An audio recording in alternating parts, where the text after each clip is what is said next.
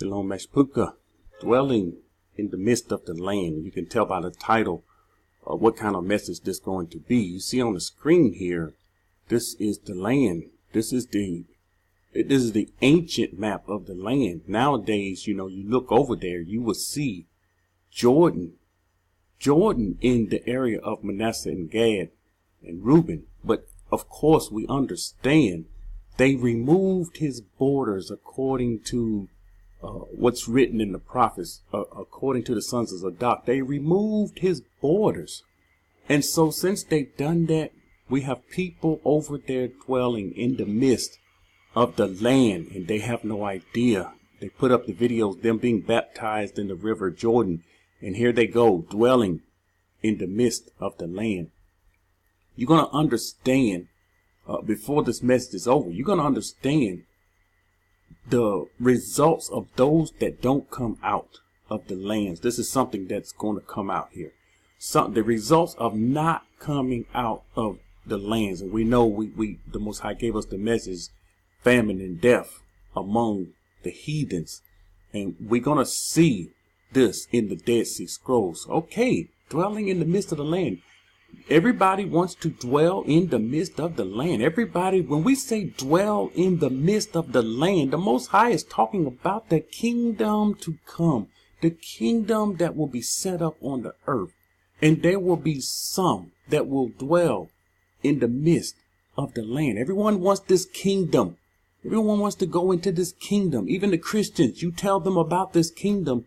They want to go into this kingdom. They don't understand this kingdom is being set up on earth. They're thinking about the kingdom of heaven, but they don't understand the kingdom that's to come set up on the earth and dwelling in the midst of the land, because they're not being taught. The first scripture, Genesis 15 and 18. People are always asking, where are the borders? New people come to the channel. They're asked this question, where are the borders? They hear me talking about the borders, and I brought the scripture out before, and it's like I don't bring the same things out over and over. The word is so large. I only bring out the important points. So I always direct them to Genesis 15 and 18. This is the promise. My question is, why new people come to this channel and not know where the borders? It's in Genesis. You have to go back to the beginning. Again, I saw a message. Someone said, where should I start reading in the Bible? And they told them to start in John. Why would you start at the end of the book? Open up the book to Genesis 1 and 1 and start. If you miss all of that, you will miss your foundation. So this is why people don't know. And of course, the Christian pastors don't teach this, and the camps are not teaching this. They are not teaching this.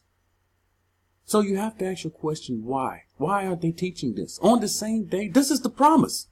On the same day, Yahuwah made a covenant with Abram, saying, to your descendants, I have given this land from the river of Egypt to the great river Euphrates. We understand these are the borders. These are the borders that the Most High, this is promised land.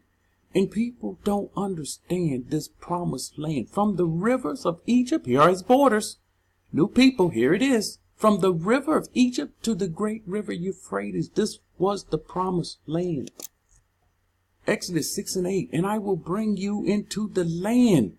See, this was the promise. I will bring you into the land which I swore to give to Abraham, Yitzchak, Jacob, and I will give it to you as a heritage. I am Yahuwah. This is his promise. This is the only reason he's gathering us out of these countries, by his word. Remember, he gathered us by his word. He gathered us by a word, by a command. Many of us are beginning to understand this the way the Most High is bringing it out. We begin to understand he's actually gathering us by a commandment. And the Most High does everything by a commandment. Genesis 1. Let there be light. And so it was. Everything he done, it was by a command. This is how he does things. And we don't understand because we skip Genesis. We skip Torah. We skip it and go to the end. Joshua 1:13.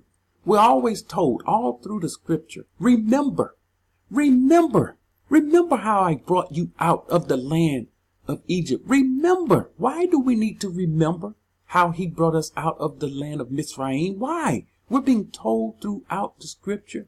The prophets told us over and over, remember. And here we go. Remember the word which Moshe, the servant of Yahuwah, commanded you, saying, Yahuwah, your mighty one, Yahuwah, Eloah, is giving you rest. He's giving you rest and is giving you this land. Why? Why is he giving us this land? Why is he giving Abraham, this descendant, this land? So that his people can dwell in the midst of the land. Very simple to understand. His intention was for us to dwell in the midst of the land. And the reason he gathered us out of these countries, not because of us, not because of what we're doing, it's because of this promise. If it wasn't for this promise, the scripture tells us we would all have been consumed. All Christian churches, all camps, all would have been consumed. And here it is, one of the most important factors in the scripture. Teachers are not talking about. Don't you see how that makes them false? That's what makes them false. They have no connection to this land. They don't care. You hear me say it over and over. Because how I know this? I've sat under those teachers. I see what they teach. And they're not talking. This is not an issue to them. This is nothing to them. Joshua 24:15. And if it seems evil to you to serve Yahuwah, here is our word. If it seems evil for you to serve Yahuwah, choose for yourself this day whom you will serve. We have a choice. It is simple. We have a choice. Most High brought something out in our Shabbat class. It was absolutely awesome. How the word is clear. How scripture is clear. How the Ruach is clear. And it's point blank. Choose life, choose death, choose light, choose darkness. That's it. Stay with Torah. It's so simple. But, people will have to tell you it's complicated or it's hard to understand. The enemy, understand, it's the enemy that teaches. The word of the Most High is hard to understand. Some of you guys are getting this. And some of you guys, you just bent on being, rebels. But I lean toward those that's getting this. Whether the mighty ones which your fathers served that were on the other side of the river, or the mighty ones of the Amorites, in whose land you dwell. But as for me and my house, we will serve Yahuwah. You see, this is something he took personally. And this is something we must take personally. No matter what the rebels do, no matter what the Christian churches do, we had the message, here is your Christ. They want to call on Christ. Let them call on Christ until death and famine hit them. And then they will be put to shame. But see, we go on and serve the Most High. We go on about the Father's business. Jeremiah 29:11-14. For I know the thoughts that I think toward you, says Yahuwah, thoughts of shalom and not of evil, to give you a future and a hope. Then you will call upon me and go and pray to me, and I will listen to you. You will go. See, we have to go somewhere. We don't understand when he says you're going to have to go and pray to me. You can't do this in the land of your captivity. You have to go. He's commanding us to go somewhere and seek him. He says, and I will listen to you. This is how we're going to have to seek him. Watch this. And you will seek me and find me. When you search for me, we have to search the scriptures. We have to pray to him. We have to fast. We have to do all these things.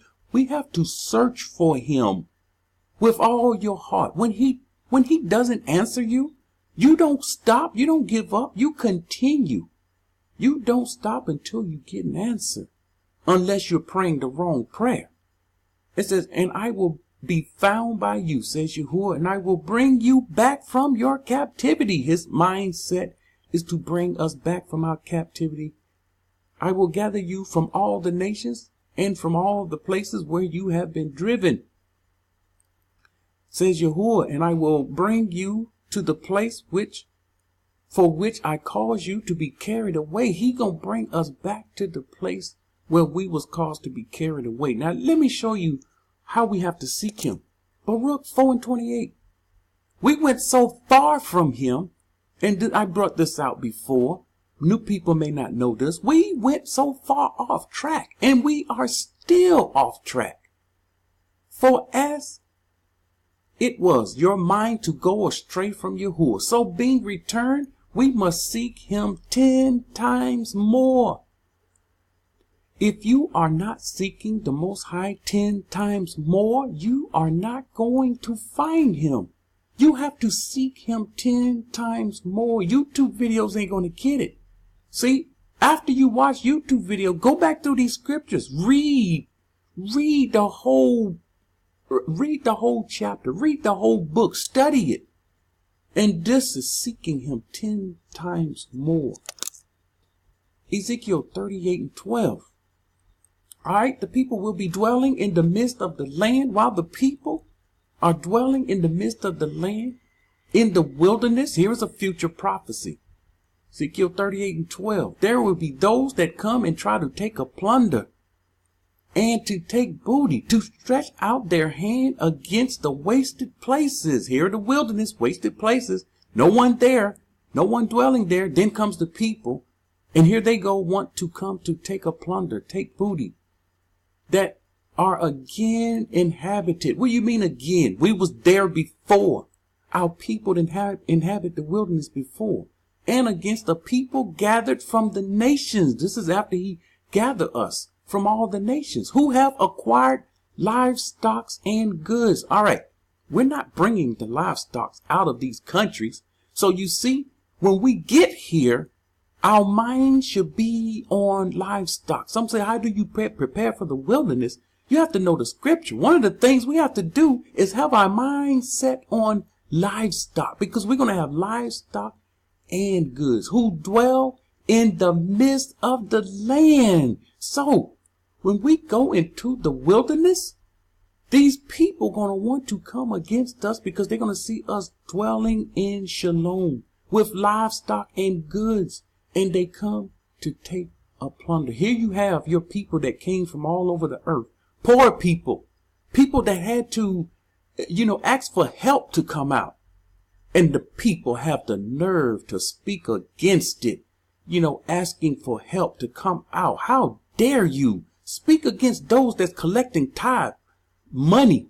These are the ones you should be speaking against. And they're buying jets and cars, and they living in multi-million-dollar mansions. These are the ones you should come against, but not those that's coming out and following the commands of the Most High. So we see the people dwelling in the midst of the land. Isaiah 41:8-14. But you, Yasharal, are my servant, Jacob, whom I have chosen. The Most High chose Yasharal to be his servant.